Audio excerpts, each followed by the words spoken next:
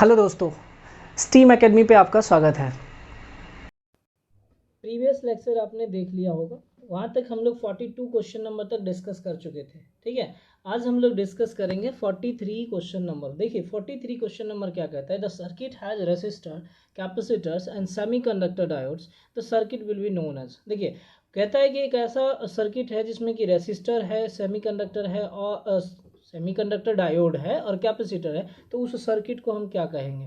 ध्यान दीजिएगा, कोई भी अगर ऐसा सर्किट है जिसमें अगर कोई एक भी नॉन लीनियर एलिमेंट अगर होता है तो वह पूरा कंप्लीट सर्किट हमारा क्या कहला जाएगा, नॉन लीनियर। जैसे रेसिस्टर देखिए लीनियर है, कैपेसिटर लीनियर है, लेकिन सेमीकंडक्टर डायोड जो है आपका नॉन लीनियर। इसको आप नोट कर लीजिएगा कहीं पे, अगर आपको नोट करना है कि सेमीकंडक्टर हमारा क्या है, नॉन लीनियर एलिमेंट है। सेमीकंडक्टर क्या है हमारा, नॉन लीनियर एलिमेंट है। तो अब सेमीकंडक्टर आ गया तो डेफिनेटली ये नॉन लीनियर सर्किट ही होगा। अब देखिए लीनियर सर्किट ये तो नहीं होगा। सी में कह रहा है बाइलेटरल सर्किट। बाइलेटरल आपको कहता है जो आइदर डायरेक्शन में करंट फ्लो करता है। ठीक है, दोनों डायरेक्शन में जिसमें करंट फ्लो करेगा उसको हम लोग क्या कहते हैं, बाइलेटरल सर्किट। अब देखिए रेसिस्टर में तो बाइलेटरल करंट फ्लो करेगा या कैपेसिटर में भी करेगा, लेकिन सेमीकंडक्टर डायोड में हमारा क्या है, बाइलेटरल करंट फ्लो नहीं करेगा, दोनों डायरेक्शन में नहीं करेगा। क्यों कि आप जानते हैं कि सेमीकंडक्टर डायोड जो है वो हमेशा फॉरवर्ड डायरेक्शन में काम, मतलब फॉरवर्ड बायस में काम करता है, और रिवर्स बायस में वह स्विच ऑफ हो जाता है या ऑफ स्विच के जैसा ट्रीट करते हैं, या वह रिवर्स बायस में वह वर्क नहीं करता है। समझ रहे बात को।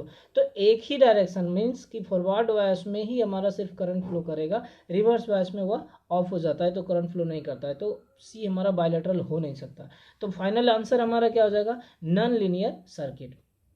44 क्वेश्चन नंबर कहता है कि a non linear network does not satisfy. देखिए आपको अगर थ्योरम्स पढ़े होंगे तो उसमें बताया गया होगा कि थ्योरम्स में सुपरपोजिशन थ्योरम जो है, वो सुपरपोजिशन थ्योरम जो है हमारा सिर्फ और सिर्फ लीनियर के लिए और होमोजेनिटी के लिए वर्क करेगा। ठीक है, किसके लिए, सुपरपोजिशन थ्योरम होमोजेनिटी के लिए और जो है मतलब लीनियर के लिए और होमोजेनिटी के लिए वर्क करेगा। समझे बात को। अब देखिएगा इसमें आप समझिएगा कि नॉन लीनियर एलिमेंट जो है वो सेटिस्फाई नहीं करेगा, मतलब सीधा है कि सुपरपोजिशन थ्योरम को सेटिस्फाई नहीं करेगा। समझ में आई बात, सुपरपोजिशन को भी नहीं और होमोजेनिटी को भी नहीं। तो देखिए ऑप्शन पहला है आपका सुपरपोजिशन, बी है होमोजेनिटी, ये दोनों को सेटिस्फाई नहीं करेगा। लेकिन सी में ऑप्शन आप देखते हो both homogeneity as well as superposition condition, तो दोनों को ये सेटिस्फाई नहीं करेगा। नॉन लीनियर, लीनियर रहता, लीनियर सिर्फ पूछता तब यहाँ पे हमारा क्या होता, सिर्फ और सिर्फ होमोजेनिटी और सुपरपोजिशन को सेटिस्फाई करता है। तो इसका आंसर आपका क्या हो जाएगा, सी हो जाएगा। ये जो है होमोजेनिटी और सुपरपोजिशन दोनों को सेटिस्फाई नहीं करता है। कौन, आपका नॉन लीनियरिटी। समझ में आया। चलिए नेक्स्ट क्वेश्चन हम लोग देखते हैं। An ideal voltage source has, ideal voltage source अगर आइडियल है, ध्यान रखिए, अगर प्रैक्टिकल रहता तो उसका अलग आंसर हो जाता। देखिए ऑप्शन से आते हैं हम लोग, zero internal resistance, open circuit voltage equal to the full load on full voltage on full load, C terminal voltage in proportion to current, D terminal voltage in proportion to load. देखिए जब ideal voltage की बात कर रहे हैं तो ideal voltage में हम लोग आपको लास्ट क्लास में या पिछले लेक्चर में मैंने आपको बताया था कि उसका इंटरनल रेसिस्टेंस जो होता है क्या होता है, जीरो होता है। ठीक है, इंटरनल रेसिस्टेंस हमारा क्या होता है, जीरो, सिर्फ आइडियल के लिए। लेकिन वही अगर प्रैक्टिकल वोल्टेज सोर्स की बात करेगा तो प्रैक्टिकल वोल्टेज सोर्स में यह कम होता है, लो इंटरनल रेसिस्टेंस होगा। ठीक है, ताकि सारा का सारा आउटपुट हमें मिल जाए। तो इसलिए आइडियल वोल्टेज सोर्स का क्या हो जाएगा हमारा, जीरो इंटरनल रेसिस्टेंस। क्लियर है। तो 45 का आंसर क्या हो जाएगा, ए। नेक्स्ट क्वेश्चन हम लोग बात करते हैं 46 का। A network which contains one or more than one source of EMF is known as. ध्यान दीजिए, एक्टिव सोर्स कहते हैं, एक्टिव सोर्स में हमारा एक या एक से अधिक ईएमएफ सोर्स या वोल्टेज सोर्स हो सकता है। तो अगर किसी भी सर्किट के पास में या नेटवर्क के पास में एक या एक से अधिक सोर्स होगा तो उसको हम क्या बोल सकते हैं, एक्टिव नेटवर्क। तो ऑप्शन से आते हैं, अगर ऑप्शन में देखते हैं तो उसमें पहला है linear network, B non linear network, C passive network और डी एक्टिव नेटवर्क। तो इसमें क्या हो जाएगा, आंसर आपका डी हो जाएगा, एक्टिव नेटवर्क। क्योंकि एक्टिव नेटवर्क के पास में आपका क्या होता है कि एक या एक से अधिक सोर्स हो सकता है। देखिए 47 क्वेश्चन नंबर पे हम लोग ध्यान देते हैं। 47 क्वेश्चन कहता है कि the superposition theorem is applicable to. Superposition theorem किसके लिए एप्लीकेबल होता है। देखिए सुपरपोजिशन थ्योरम मैंने आपको क्या बोला था, होमोजेनिटी और फिर लीनियरिटी के लिए होगा, होमोजेनिटी और लीनियरिटी के लिए। ध्यान रखिएगा, ये सब आपको याद रखने का चीज़ है, थोड़ा बहुत तो याद रखना ही पड़ेगा। तो अब जो सुपरपोजिशन थ्योरम है वो तो आपको याद रखना पड़ेगा कि थ्योरम में स्टेटमेंट जो है वह क्या है, तब तो जाके आप उसके बारे में कर पाओगे कुछ। तो यही है, ऑप्शन ए कहता है linear, non linear and time variant response. देखिए लीनियर तो सही है लेकिन नॉन लीनियर आ गया, तो ये हमारा आंसर क्या हो जाएगा, गलत। बी में linear and non linear resistor only. अब देखिए यहाँ भी नॉन लीनियर आएगा, मतलब बी भी ऑप्शन क्या होगा, गलत। सी लीनियर रिस्पॉन्स ओनली और डी है नॉन ऑफ दी अबव, तो लीनियर रिस्पॉन्स ओनली। तो अगर साथ में होमोजेनिटी भी रहता तब भी सही हो जाता। तो आंसर इसका क्या हो जाएगा आपका सी, ऑप्शन क्या हो जाएगा सी, आंसर आपका सी सही होगा, लीनियर रिस्पॉन्सेस ओनली। तो ये जो सुपरपोजिशन थ्योरम होता है वह सिर्फ और सिर्फ लीनियर रिस्पॉन्सेस या फिर होमोजेनिटी के लिए वर्क करता है। नेक्स्ट क्वेश्चन ध्यान दीजिए 48 number, which of the following is not a linear element. इसमें से कौन सा आपका linear element, non linear element पूछ रहा है, not linear. Which of the following is not a non linear element, इसमें से कौन सा नॉन लीनियर एलिमेंट नहीं है, मतलब कौन सा लीनियर एलिमेंट है। सवाल आपको ऐसा है कुछ कि कौन सा एलिमेंट आपका लीनियर एलिमेंट है, समझे बात को। ऑप्शन ए है gas diode, B heater coil, tunnel diode, electric arc. देखिए तो डायोड मैंने आपको ऑलरेडी पहले ही बताया कि डायोड जो है वो नॉन लीनियर है, तो ऑप्शन ए और ऑप्शन बी तो नहीं होगा, रह गया इलेक्ट्रिक आर्क और हीटर कॉइल। अब हीटर कॉइल में तो रेसिस्टेंस रहता है भैया, जब रेसिस्टेंस रहेगा तो वो हमारा क्या है, लीनियर एलिमेंट ही कहलाएगा। तो इसका आंसर क्या हो जाएगा आपका ऑप्शन बी। ठीक है, option B is the correct answer किसका, 48 का। क्लियर। चलिए नेक्स्ट क्वेश्चन हम लोग देखते हैं 49 number, application of Norton's theorem to a circuit yields. जो 49 क्वेश्चन है वो कहता है कि नॉर्टन्स थ्योरम में जो सर्किट होता है वो क्या प्रोड्यूस करता है। ऑप्शन ए है equivalent current source and impedance in series, equivalent current source and impedance in parallel, equivalent impedance और इक्विवेलेंट करंट सोर्स। ठीक है, तो यहाँ पे देखिए जब हम लोग बात करेंगे तो equivalent current source and impedance in series, समझ रहे हो बात को। ठीक है, तो ऑप्शन ए बी सी और डी तीनों को जब आप देखोगे, देखिए नॉर्टन्स थ्योरम में जब ही होता है कि सोर्स के पैरेलल में, क्योंकि जैसे जो थेवेनिन थ्योरम पढ़ते हैं वो वोल्टेज से रिलेटेड है और नॉर्टन्स थ्योरम जो है वो करंट से रिलेटेड है। ठीक है, तो जब हम लोग करंट की बात करेंगे तो करंट का जो सोर्स होगा वो हमारा किस में कनेक्टेड होगा, तो पैरेलल में होगा। ठीक, ऐसा कुछ होगा, ये हमारा अगर लोड है तो ऐसा होगा। तो ध्यान दीजिएगा कि इसका आंसर जो होगा आपका 49 का हो जाएगा आपका आंसर बी। क्या हो जाएगा B, equivalent current source and impedance in parallel. जब बुक में आपका आंसर ए दिया हुआ है इसको आप करेक्ट कर लीजिएगा, आंसर आपका क्या हो जाएगा बी हो जाएगा। समझे, क्या आंसर हो जाएगा बी। चलिए नेक्स्ट क्वेश्चन हम लोग देखते हैं, मिलीमेंस थ्योरम इट्स। मिलीमेंस थ्योरम जो है वो क्या प्रोड्यूस करता है इसकी बात करते हैं।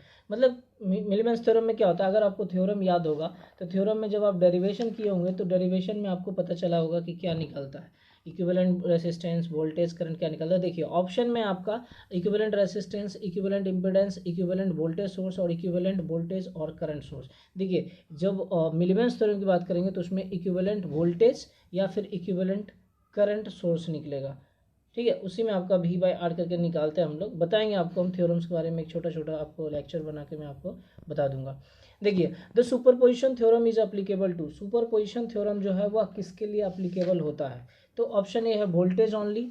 ठीक है, voltage only, B current only, C में आपका both current and voltage, current voltage and power, D. देखिए तो सुपर पोजिशन जो होता है ना सब के लिए एप्लीकेबल होगा, वोल्टेज के लिए भी होगा, करंट के लिए भी होगा और पावर के लिए होगा। उस हिसाब से आंसर आपका क्या हो जाएगा डी, डी आपका करेक्ट आंसर होगा, current voltage and power. 52 question number आप देखते हैं, between the branch voltage of A loop the Kirchhoff's voltage law imposes. ठीक है, अगर मान लो कि कहा जाता है between the branch voltage of A loop, किसी भी लूप के loop the Kirchhoff's voltage law impose, Kirchhoff's voltage law किसी भी लूप के वोल्टेज के ब्रांच के बीच में क्या इम्पोज करता है इसकी बात कर रहे हैं। मतलब क्या करेगा, तो देखिए नॉन लीनियर कांस्टेंट हो जाएगा या फिर आपका लीनियर कांस्टेंट या नो कांस्टेंट या डी में नॉन ऑफ दी अबव। देखिए ये आंसर इसका हो जाएगा आपका क्या बी, लीनियर कांस्टेंट। ठीक है, 53 क्वेश्चन नंबर पे आते हैं हम लोग, ए passive network is one which contains, A passive network which contains, कोई भी पैसिव एलिमेंट है उसके पास कोई ईएमएफ सोर्स नहीं होगा, पहले तो यही है। और कहता है कि ऑप्शन ए में आपका ओनली वेरिएबल रेसिस्टेंस, बी है only some source of EMF in it, only two sources of EMF in it, no source of EMF in it.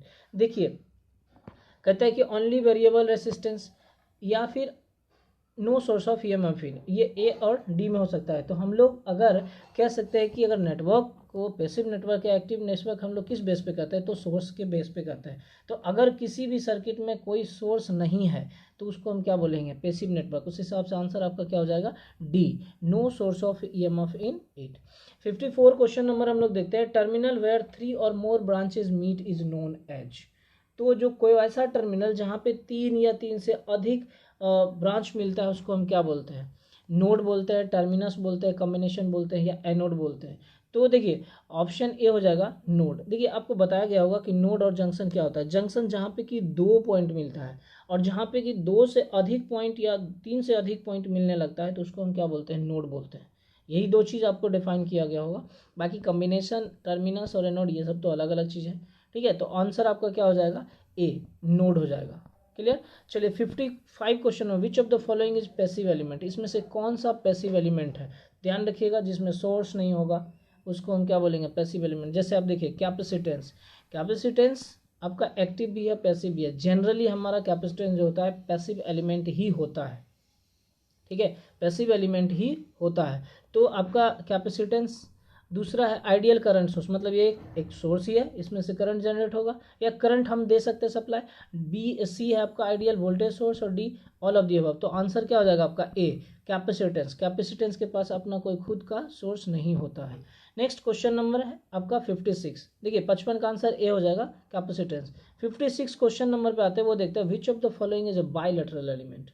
कौन सा है इसमें बाइलेटरल एलिमेंट है। कांस्टेंट करंट सोर्स, देखिए constant current source अगर है तो अब देखिए इसको इस तरह से आप समझिएगा, समझ सकते हैं तो कि ये हमारा क्या है, करंट सोर्स है। अब इसमें से सप्लाई जब भी आएगा तो इधर से ऐसे ही करेगा, ऐसे नहीं करेगा, समझे। अब वोल्टेज सोर्स, अगर मान लेते हैं कि वोल्टेज सोर्स अगर आप बनाते हैं तो इसको आप कुछ इस तरह से बनाएंगे, ये आपका प्लस, ये माइनस, ये हो गया।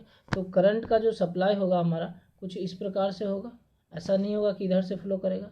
तो एक ही डायरेक्शन में जा रहा है ना, बायलेटरल तो नहीं जा रहा है। लेकिन अब बात करते हैं कैपेसिटेंस का। कैपेसिटेंस में जो होगा आपका, या तो आप ये कुछ इस तरह का ये कैपेसिटेंस होता है, चाहे इधर से कर लो चाहे इधर से, किसी तरह से भी हमारा करंट क्या करेगा, फ्लो करेगा। तो आंसर हमारा क्या हो जाएगा, सी, कैपेसिटेंस। नेक्स्ट क्वेश्चन हम लोग देखते हैं 57th नंबर। 57th में कह रहा है A close path made by several branch of network is known as. वैसा क्लोज पाथ जो कि बहुत सारे ब्रांचेस को मिलाकर बना गया, मतलब नेटवर्क के बहुत सारे ब्रांचेस को मिलाकर कोई क्लोज पाथ बना गया, तो उसको हम क्या बोलते हैं। ऑप्शन ए है आपका ब्रांच, लूप, सर्किट और जंक्शन। ठीक है, तो क्या हो जाएगा ये, इसको हम क्या बोलते हैं, लूप बोलते हैं। ठीक है, 58 क्वेश्चन नंबर पे आता है। 58 क्वेश्चन में कह रहा है a linear resistor having 0 is less than R less than infinite, ठीक है, इज ए। कोई भी लीनियर रेसिस्टर है जिसका रेसिस्टेंस 0 और इन्फिनिटी के बीच में है, तो उसको हम क्या कर सकते हैं, करंट कंट्रोल सोर्स या वोल्टेज कंट्रोल रेसिस्टर, मतलब करंट कंट्रोल रेसिस्टर या वोल्टेज कंट्रोल रेसिस्टर, या बोथ करंट कंट्रोल या फिर वोल्टेज रेसिस्टर, या नन ऑफ दी अबव। देखो रेसिस्टर तो किसी का भी होगा तो 0 से इन्फिनिटी के बीच में ही होगा, चाहे करंट कंट्रोल रेसिस्टर रहे चाहे वोल्टेज कंट्रोल रेसिस्टर रहे। तो उस हिसाब से हमारा आंसर क्या हो जाएगा, आपका answer C, both current control and voltage control resistor. चलिए 59 क्वेश्चन नंबर देखते हैं कि कह रहा है कि A circuit, star circuit has element of resistance R/2 the equivalent delta element. देखिए ये आपको मैंने प्रीवियस लेक्चर में बताया था कि आप एक फार्मूला याद रखो, उस फार्मूला से कि डेल्टा इक्वल टू क्या है, 3 स्टार, यही बोला था ना। अब देखो यहाँ क्वेश्चन में क्या दिया हुआ है, उस क्वेश्चन पे ध्यान दो कि स्टार एलिमेंट है आपका, उसका रेसिस्टेंस R/2 है। नथिंग बट हम लोग यहाँ पे क्या करेंगे, बस वैल्यू हम लोग क्या करेंगे, 3 इंटू R/2, तो मतलब क्या हो गया, 3/2 R। समझ रहे हो आपको। अब आगे देखते हैं इसका ऑप्शन में क्या है, उस चीज़ को आप देख लीजिए। तो यहाँ ऑप्शन में आपका है R/6 या फिर आपका 3/2R, 2R और 4R। तो आंसर क्या हो जाएगा, बी, 3/2R। क्लियरली अभी तुरंत आपने इसको देखा, यहाँ पे देखो 3/2R। क्लियर है। चलो नेक्स्ट क्वेश्चन हम लोग देखते हैं। नेक्स्ट क्वेश्चन कह रहा है कि the Thevenin's theorem to find Z, जो थेवेनिन्स थ्योरम होता है उसमें जेड फाइंड करने के लिए हम लोग क्या करते हैं, all independent current source are short circuited and independent voltage sources are open circuit. देखो इंडिपेंडेंट करंट सोर्स रहता है उसको हम ओपन करते हैं ना कि शॉर्ट करते हैं, वोल्टेज सोर्स रहता है तो उसको हम क्या करते हैं, शॉर्ट करते हैं। अब independent voltage source are open circuited and all independent current source are short circuited, यहाँ भी गलत। वोल्टेज सोर्स जो रहेगा, देखो इंडिपेंडेंट और डिपेंडेंट दोनों अलग होता है। डिपेंडेंट सोर्स जो होता है उसके साथ तो आप कुछ भी नहीं कर सकते, जैसा है सर्किट में वैसा ही वो रहेगा।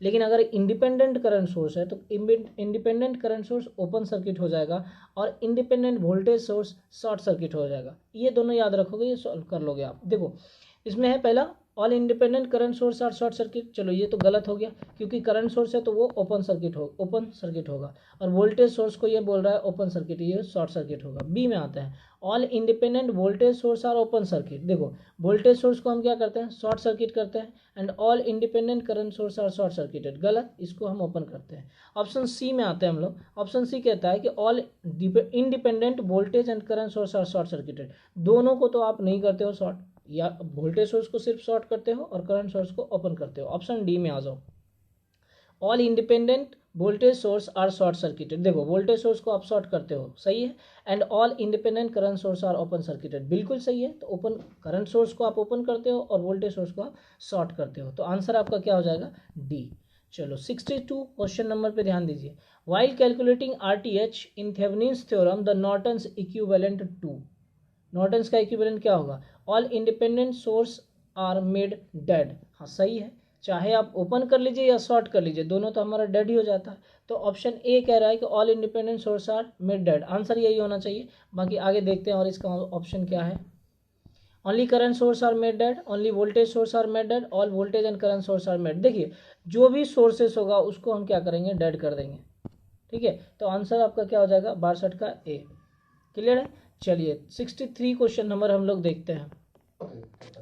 63 नंबर क्वेश्चन आप देखिए। 63 में कह रहा है the number of independent equation to solve a network is equal to, कोई भी इंडिपेंडेंट इक्वेशन किसी भी नेटवर्क का सॉल्व करने के लिए क्या होगा, the number of codes, B the number of branch, C sum of number of branch and codes, या फिर डी आपका है sum of number of branch codes and nodes. ठीक है, देखिए आपको बताया गया होगा ऑलरेडी लूप क्या होता है, ब्रांच क्या होता है, कोड क्या होता है, तो इसका आंसर उस हिसाब से क्या हो जाएगा हमारा, the number of codes, option A. 64 number question हम लोग देखते हैं। The superposition theorem requires many circuit to solve as there are, superposition theorem में किस चीज़ का ज़रूरत पड़ता है सॉल्व करने के लिए, तो कोई ऑप्शन ए है sources nodes and meshes, B sources and nodes, C sources and nodes. ठीक है, तो 64 का आंसर क्या हो जाएगा, सी आपका, सिर्फ सोर्सेस का ज़रूरत पड़ता है सुपरपोजिशन में। क्लियर, जब आप पढ़े होंगे थ्योरम तो उस टाइम आपको बताया गया होगा। अब इसमें से कहता है चूज द इनकरेक्ट स्टेटमेंट, इसमें से कौन सा स्टेटमेंट गलत है इसको चूज करना है। ठीक है, अब देखिए कह रहा है कि A branch formed by the parallel connection of any resistor R and open circuit has the characteristics of open circuit. ठीक है, देखिए इसमें ऑप्शन ए जो है आपका वही आपका गलत है। ठीक है, ऑप्शन ए क्या है, यही इनकरेक्ट है। A branch formed by the parallel connection of resistor R and open circuit has the characteristics of open circuit. ठीक है, तो आज हम लोग ये आपका लास्ट क्वेश्चन था 65। अब हम लोग इसके बाद नेक्स्ट क्वेश्चन देखेंगे या नेक्स्ट यूनिट देखेंगे, ये आपका खत्म हो गया। ठीक है, फिर मिलते हैं नेक्स्ट लेक्चर में।